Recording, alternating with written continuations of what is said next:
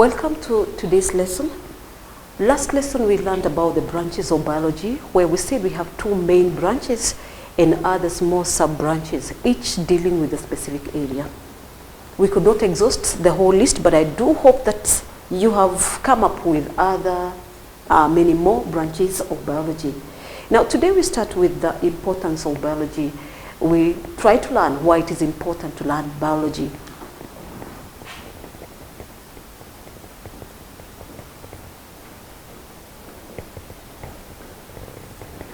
We'll group this one into four.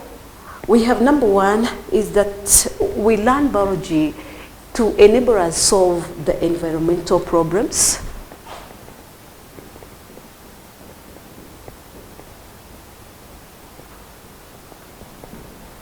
The environmental problems.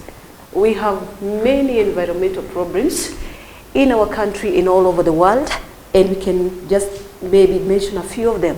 One of them very common is pollution. Pollution is addition of any undesirable substances in our environment that would harm the organisms or even interfere with their functioning. So we have pollution.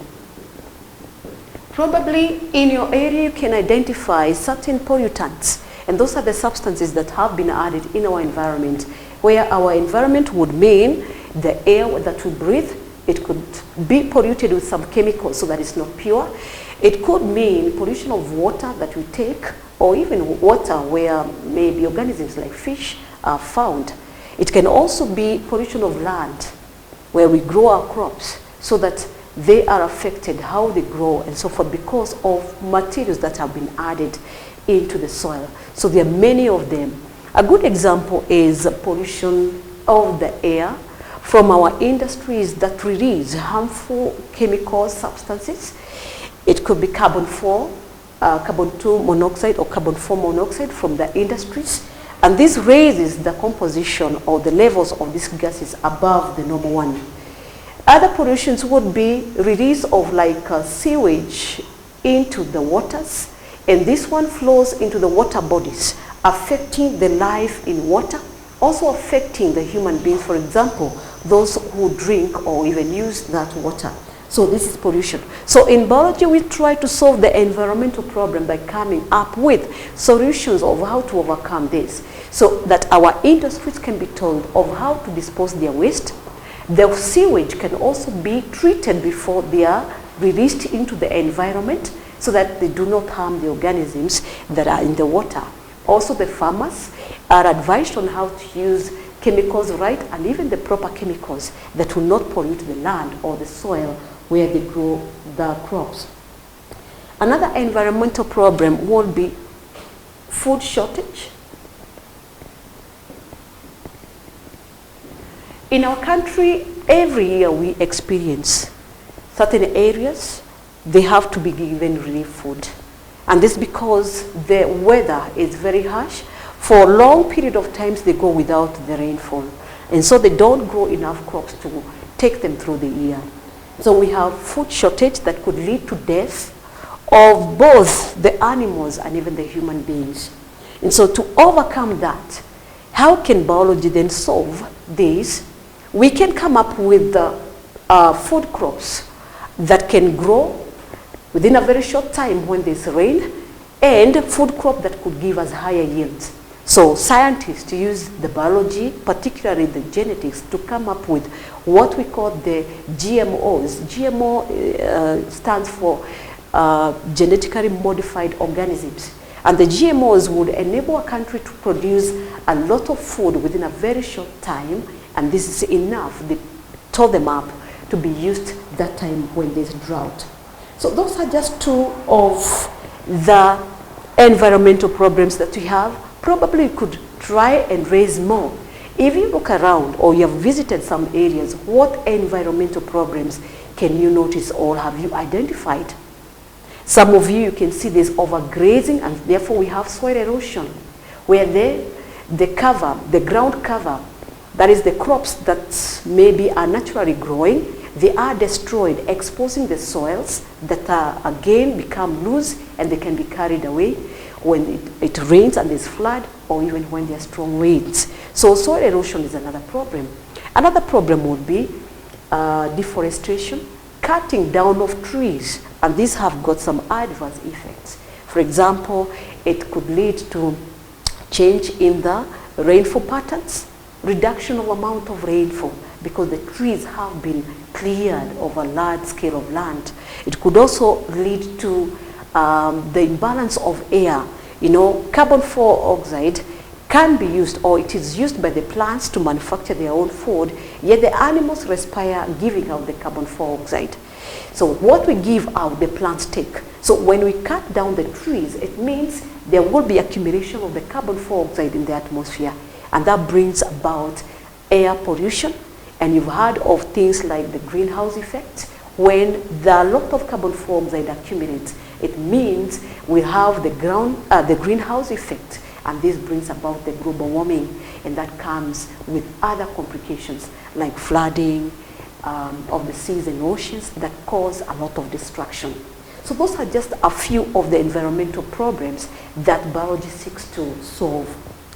Number two, we have the number two is that biology enables the students or one to enter into careers. To enter into careers.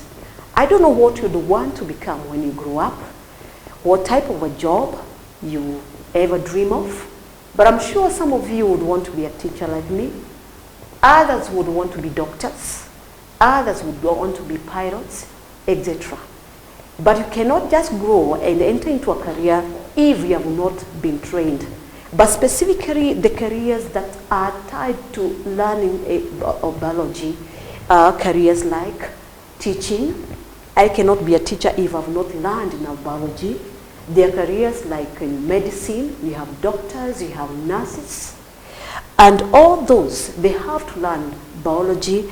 If it is in agriculture, they have to do a lot of botany, that is study of the plants. For the veterinary doctors, they deal with animals, they have to do a lot of zoology. Remember, those are the two main branches we talked about in biology, that is the zoology, study of the animals, and botany, which is the study of plants. So there are many, many careers that are tied or are connected with learning of biology. Our number three reason why it is important to learn biology is that one can gain scientific skills.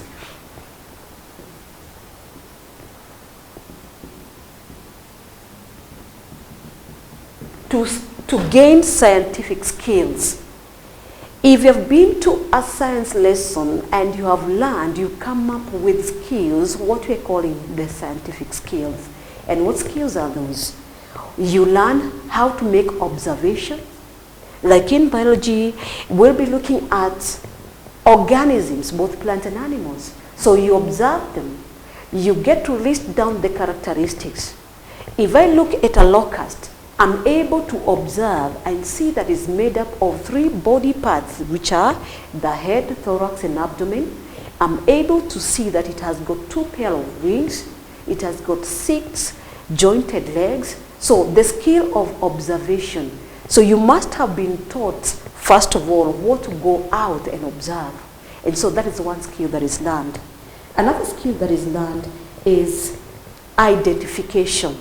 When you're given information, then you go out to the field and try to identify using the information that you've already been given. I'll still again use the classification. When I tell, or when I teach, or when you're taught that arthropods are organisms that are covered with exoskeleton, they have jointed legs, and they have segmented bodies, then you go out there to collect the arthropods. I'm sure you'll not come with a bird, you'll not come with a plant, you'll not come with even a rabbit or a rat. That's because the information that you have learned do not actually describe those other organisms. So observation, identification, analysis, all those are the skills learned in a biology lesson. So every day in our lessons, we apply several of these skills. You can be asked to analyze something. And to analyze is to, like when you're given a data, you're able to explain what you're given, and that is analysis. Measurement is another one. And we use so many units of measurement, not only centimeters, we can use millimeters, we can use other units called the micrometers. And so when we are discussing about the size of a cell, then we can convert one unit into the other. All those are scientific skills which are learned in biology lesson. And lastly, number 4, is that it enhances international cooperation.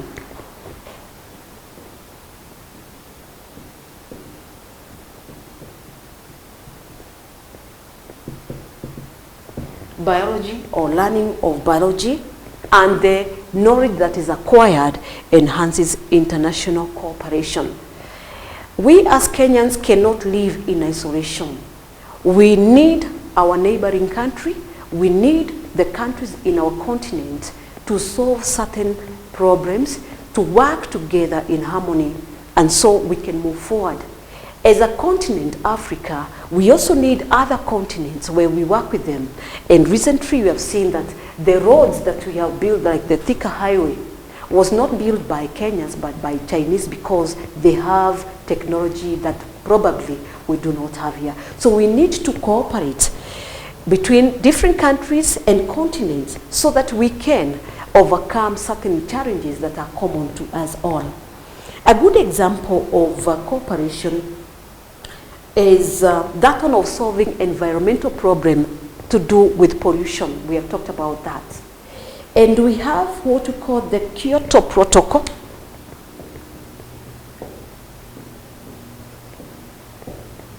Kyoto Protocol is a treaty or an agreement that was made at a city known as Kyoto.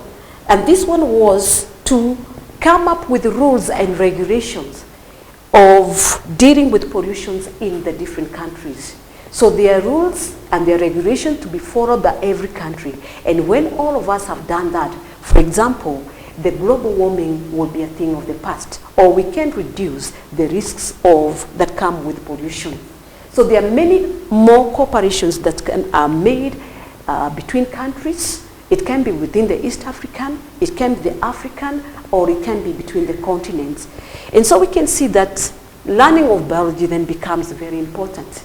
There's no nation that can live on its own. There is no individual that can live on their own. And so we need to solve the environmental problems so that we have a place to live and even something to live for our children who will come the next generation.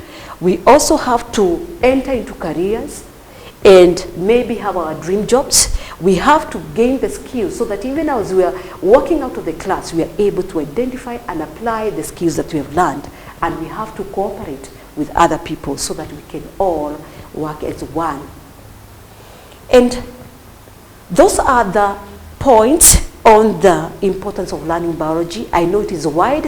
Whatever other point that you get, I'm sure they can fit in any of these. Next, we're going to look at the living things, the characteristic of living things.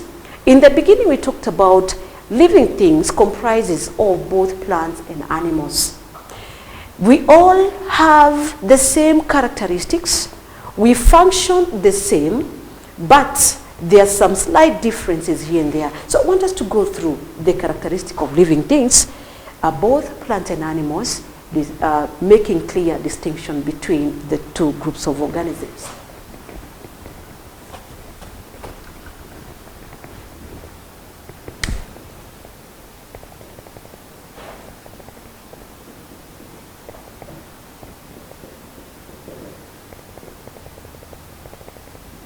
So characteristics of living things. I'm sure if you look at other organisms, other animals, we have cows with us, we have goats with us, we have birds of the air, and we have cockroaches in the houses, the flies, and of course we have the trees. I'd want you to list down the things that you have in common what things do you share with all those other organisms that live around you? So we have them in numbers. I'll put as my number one is that all living things carry out nutritions. They carry out nutrition.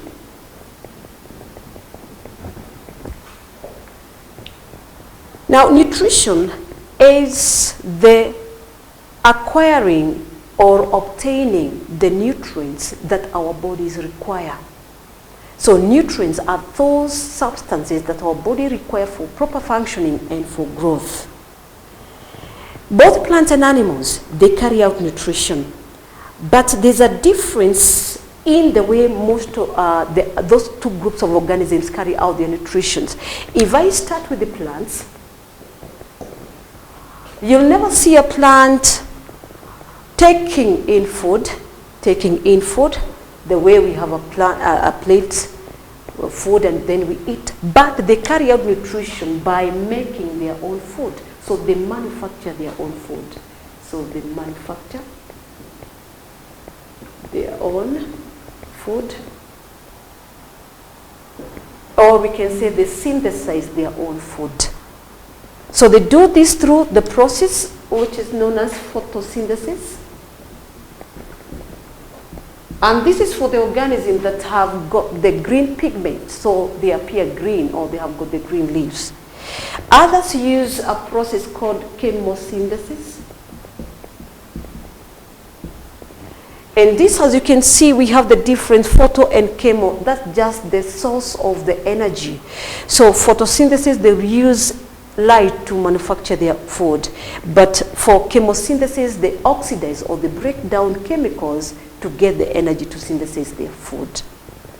Then we have the animals. There is no animal that can synthesize or manufacture their own food. But what we do is that we eat bodies of other organisms, that is both plants and animals, then we digest, and then from digestion we can get the nutrients we can absorb. So we obtain food from other organisms. So the food that the animals feed on is ready-made.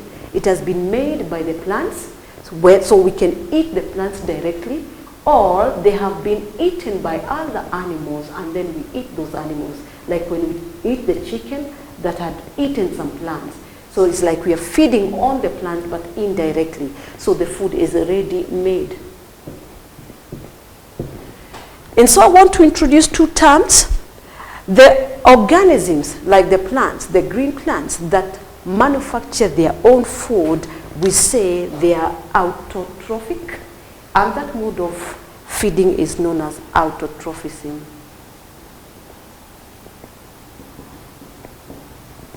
Autotrophism. So it is a process by which organisms synthesize or they make their own food. And the organisms themselves are known as the autotrophs. For the animals, because they feed on ready-made food, we call such organisms heterotrophs, and the mode of nutrition we call it heterotrophism. Heterotrophism, and the organisms are heterotrophs. So by now, I know that if I call you a heterotroph, it is right because you eat ready-made food. All organisms feed whether by autotrophism or heterotrophism. I want you to think of certain organisms that are single-celled, like amoeba. Amoeba. We have paramecium. And we have algae. Those three organisms are single-celled organisms. So I want you to find out for me, are they autotrophs or are they heterotrophs? And you give me a reason. So next time I'll start by asking for the answer of the mode of nutrition to the three, amoeba, paramecium, and algae, as we proceed to other characteristics of living things.